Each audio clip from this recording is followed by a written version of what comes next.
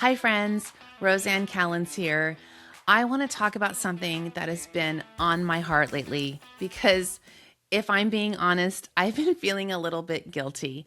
And not because I did something wrong and not because I let somebody down.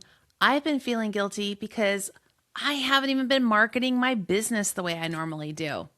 But if you know me, that's actually kind of funny. It's funny because I'm the kind of person who teaches people how to be visible. I help people with LinkedIn. I help people tell their stories. I help people put themselves out there. Yet for the last several weeks, I have found myself doing a lot less of that than usual. But the interesting part is that I haven't been sitting around doing nothing. My calendar hasn't been empty. In fact, there are days when I feel like I have a lot more ideas than I've had in years. Yet I kept carrying around this feeling that I should be doing more. And the more I sat with that feeling, the more I started asking myself, why? The more I sat with that feeling, the more I started asking myself why. I said, Rosanne, why do you feel guilty when you're not producing something?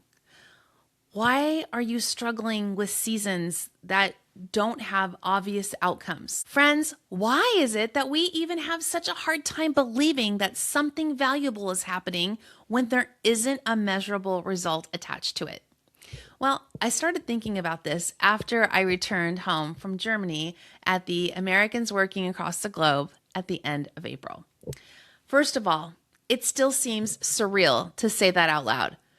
I was in Garmisch, Germany, at a beautiful resort giving a keynote speech and 5 workshops.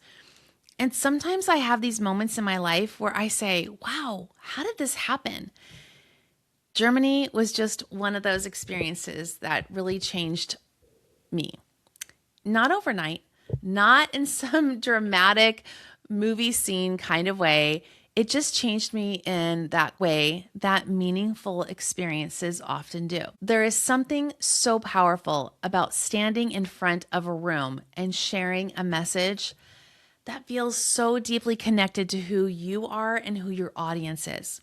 There is something powerful about the conversations that happen afterward, the people who come up to you, the stories they share, all of the moments in the cafe where people come up and tell me, oh, when you spoke about this, it just made me think of me and my life. And it felt like you were talking right to me. And I came home carrying a tremendous amount of energy. And it wasn't exhausted energy. It was creative. It was creative energy. It was just like the kind of energy where your mind is racing with possibilities. The kind of energy that you can't stop thinking about what's next. The kind of energy where ideas are showing up faster and just way faster than you can even write them down. And maybe it's the note section of your phone. Maybe it was in the journal. Maybe it was on a Post-it note. Just I had words everywhere. I've talked so much about Operation You and taking the time to take care of you that a new thing was even born for me: electric leadership. That energy and that feeling of just everything coursing through you. It was beginning to take shape in a new way. It was becoming a message, and I heard it more and more in my gut. My desire to help people find the energy within themselves again, my philosophy, if you will, a framework started to take shape, and just something much bigger than I had originally imagined. And then I came home and life happened. My daughter turned 21.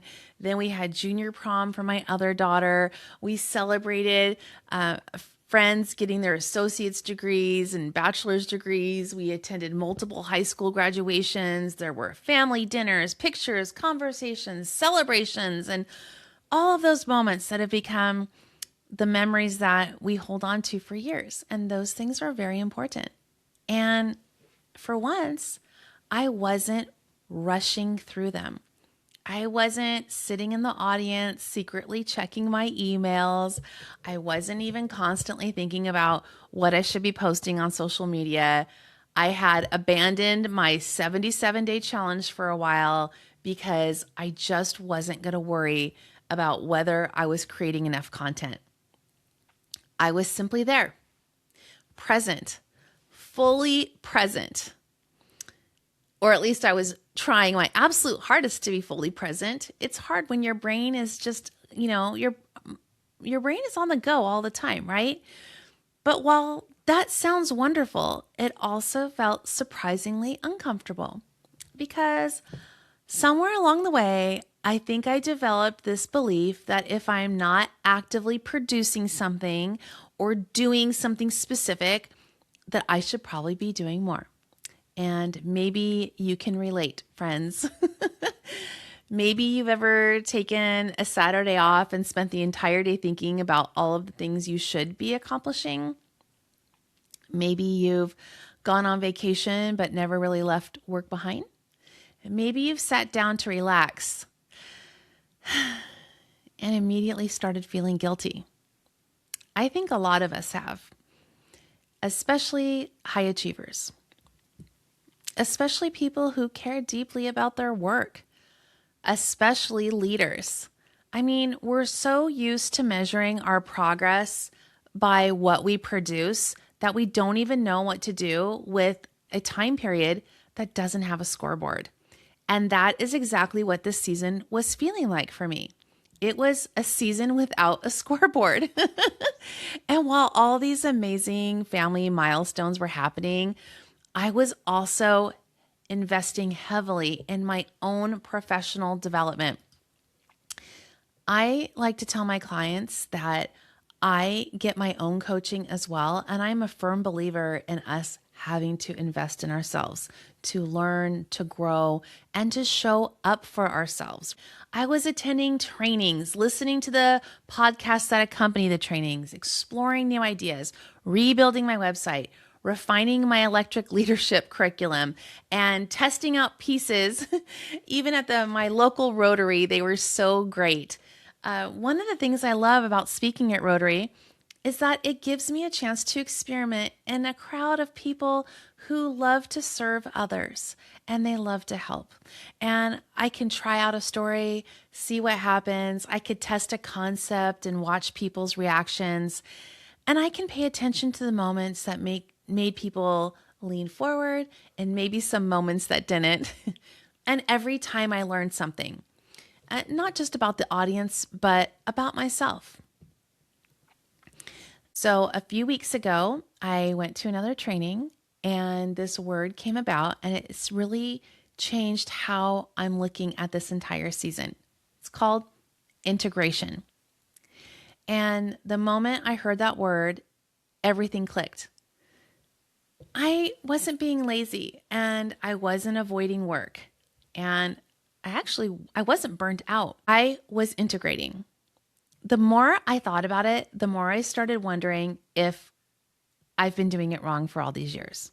I mean, how many times have you attended a conference, come home inspired, and immediately started making a list of everything you needed to do? Or how many times have you had a breakthrough and immediately turned it into a project? How many times have you learned something important and rushed to teach it before you had let it fully live inside yourself? I think about that conference in Germany and speaking and giving workshops. And if I'm honest, part of me was so excited to come home and capitalize on the momentum. On the plane, I was thinking, oh, I'm going to be posting more. I'm going to be creating content. I'm going to be using the testimonials I got from all the audience participants. I need to be promoting something. Maybe I need to launch something. And yet every time I sat down to do those things, something just fell off.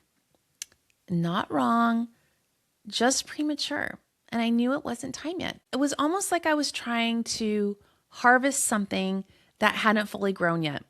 So the more I sat with that feeling, the more I realized that every season of expansion requires this time of integration, this season of integration. You can't experience something meaningful and immediately understand what it means. I mean, think about it. How many movies have we seen where, the character is going through a huge change and then all of a sudden everything changes, right? That doesn't happen in real life all the time. You can't learn something important and instantly embody it. You can't have a life-changing experience and expect your identity to catch up overnight. That process takes time, everyone. And I think one of the reasons so many people feel so overwhelmed today is because we're consuming information faster than we're integrating wisdom. We're reading books, we're listening to podcasts, we're attending conferences, we're taking courses, we're watching videos, just learning constantly. And we need to have the time. We need to stop long enough to absorb it. We need to sit with what we've actually learned. And we need to allow that new knowledge and the things that we're integrating into ourselves to become part of who we are. And I think that's the part that we've forgotten. We are so great at gathering information, gathering, but we're not always great at integrating it. And that's why so many people feel exhausted despite learning so much. We're just learning faster than we're becoming. And as I watch my daughters hit these milestones over the last few months and my friends' children, I found myself thinking about how quickly life moves. And this is hard to not get emotional at this time. One minute you're helping them tie their shoes. The next minute they're turning 21 or they're graduating. One minute they're asking you to drive them somewhere and then you say, "Oh, not again." And then the next minute they're driving themselves. And it just made me wonder how many of those moments I've rushed through over the years because I was focused on the next thing, the next client, the next workshop, the next opportunity, the next promotion, the next goal, the next achievement. And please understand me, I love goals and I love growth and I certainly love ambition. But I think that sometimes our ambition can make us forget to absorb the life that we're actually living. And maybe that's what this season has been teaching me. Maybe the goal isn't to always ask, what's next? Sometimes the better question is, what just happened? What did you learn? How did you grow? What's changed inside of you? Who are you becoming? Leadership isn't just about doing. Leadership is about becoming. Leadership is certainly about self-awareness, and it's about recognizing the season that you're in and having the courage not to fight it. And that's so hard sometimes. One of the foundational ideas behind electric leadership is that we need to protect our energy if we want to sustain our impact. And so lately, I've been realizing that protecting your energy isn't about always saying no to things. Sometimes it's about saying yes to stillness. Sometimes it's saying yes to reflection.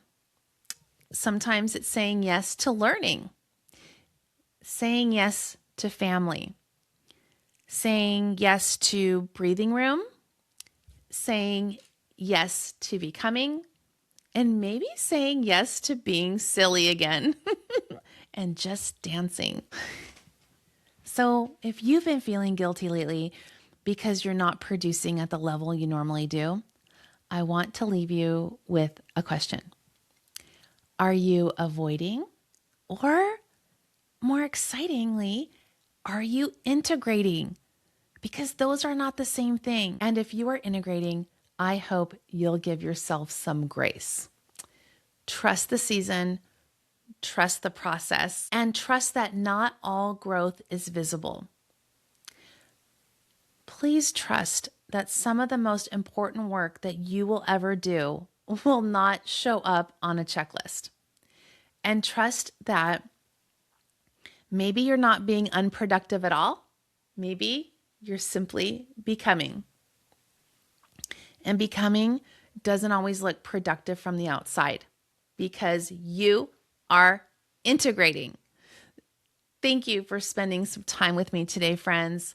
I appreciate your patience in waiting for my next podcast and some of my upcoming social media posts. I appreciate you taking that time to let me integrate and for sharing my lesson with you of how challenging that was for me to give myself the grace to allow myself to integrate too.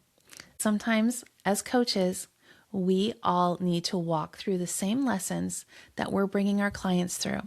And so I'm going to challenge you to look at your life and ask yourself, what are you integrating? Have a great day, friends. Bye-bye.